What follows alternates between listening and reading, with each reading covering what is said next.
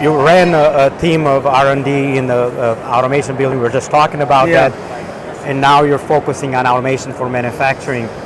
Anything that carried over that says, wow, this made an impact from the building and you're injecting this in manufacturing? I think it's both spaces, industrial and buildings, they share today one problem. That's the data, correct? So no matter if you're in a hospital or you're in an industrial factory, you need to make sense of the data. And it's super hard as well because data is coming from many different devices and different vendors.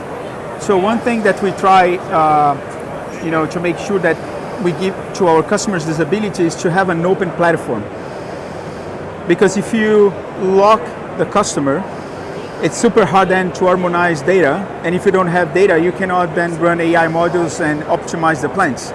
So one thing that's very common right now is to make sense of the data and making sure that we have a way to harmonize data across multiple vendors, across systems. And that's something that is true for a building, that's true for a plant.